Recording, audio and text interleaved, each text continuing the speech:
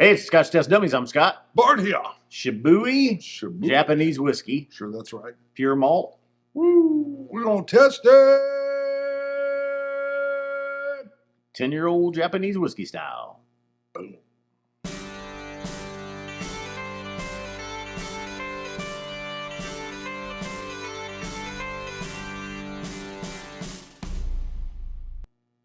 All right. It's like what? Nagat?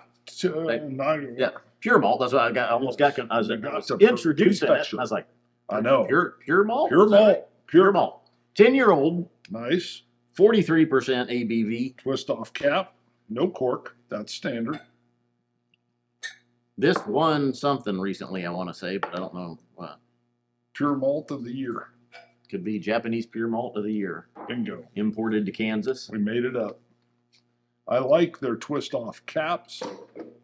So they seal, they never break. Nice golden color, I would say. Yeah, it is. Very golden. Golden fields of hay. Yes. Ooh. Color. Wow. Sweet and malty. Yep. Malty field of golden. It's very nice. Malty golden field. The malts, the field's all over. The malt's all around it. A little dusty field. Slight floral. A little bit of nuttiness. I went in already. I noticed. Guess you was done with the notes. I'm done. I kind of had to, when I love that malty, the malty nose. Wow. There's almost a hint of smoke in the tail end, which I didn't expect. And a smooth, clean caramel with like a toasted sweetbread. Smooth cream caramel, I was going to say with like a citrus or an orange type of zest. See that? Honey Nut Cheerios. Kind of malty, honeyed, nutty character. Buttery cream. Yeah. Yeah, the mouthfeel is even kind of buttery creamy. Man, that is. For 43%, it's really a nice mouthfeel.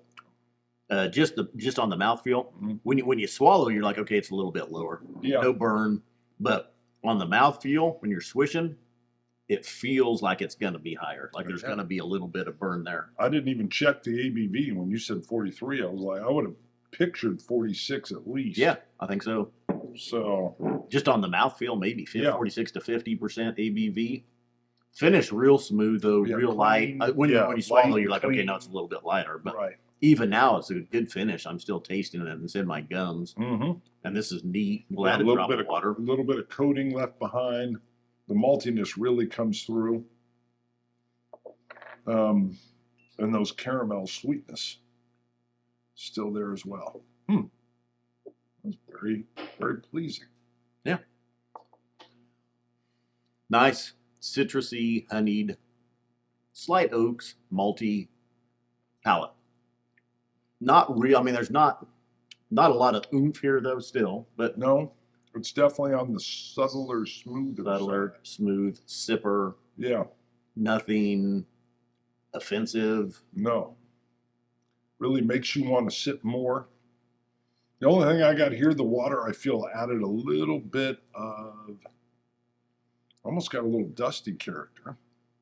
Yeah. I was going to say more malty, almost more like a dusty barn or hay being stored in an old barn. Yeah, I didn't expect that.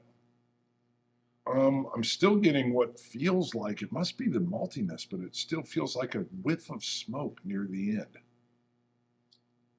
And I don't know where that's coming from. It's almost like the real faint heather peat that I'll get sometimes on a scotch. It could be almost a little bit of a char maybe on the tail end or peat.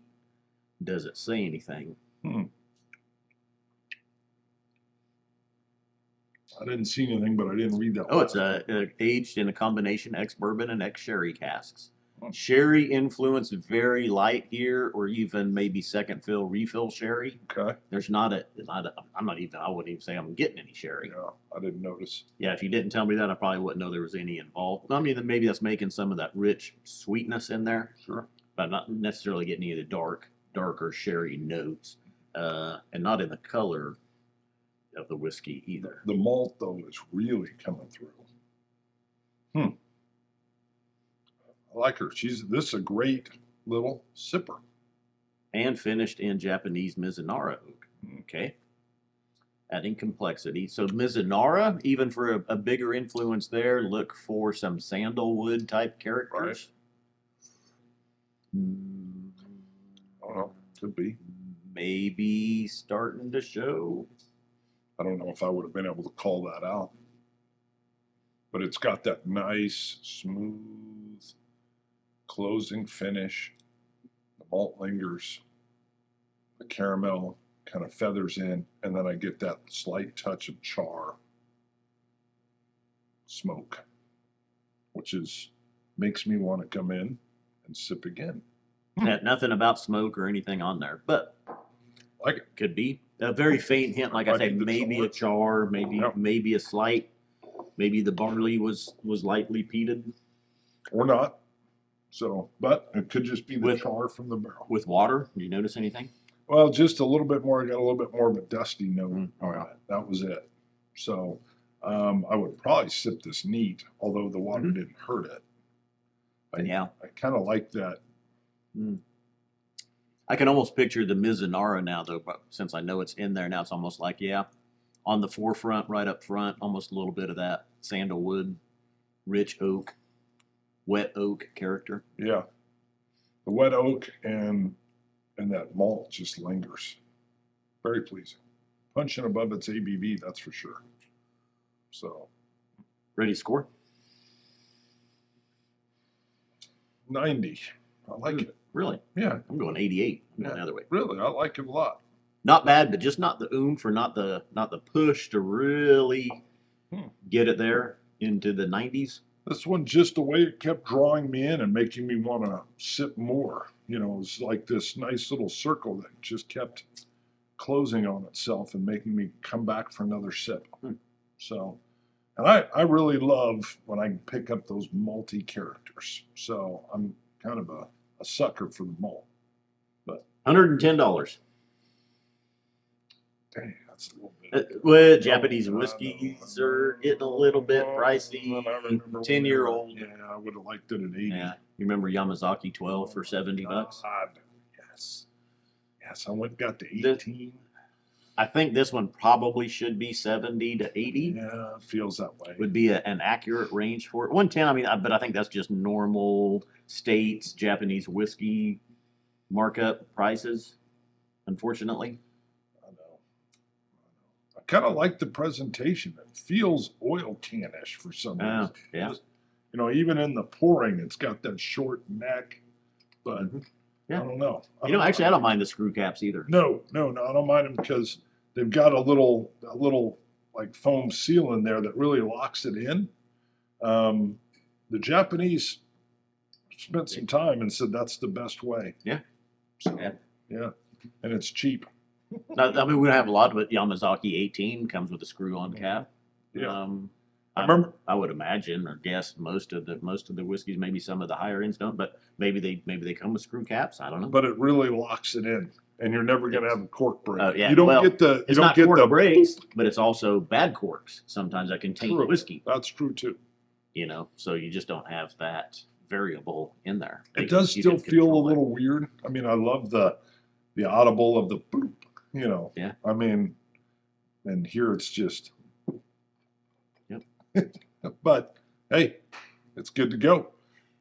Go to ScotchTestDummies.com. You can pick up glasses, coins, dropper sets, shirts, hats, all kinds of stuff. It keeps the lights on, helps support the show, or go to Patreon. You can go to Patreon, look up Scotch Test Dummies. You'll go there and you'll see you can support for $1, $2, $3.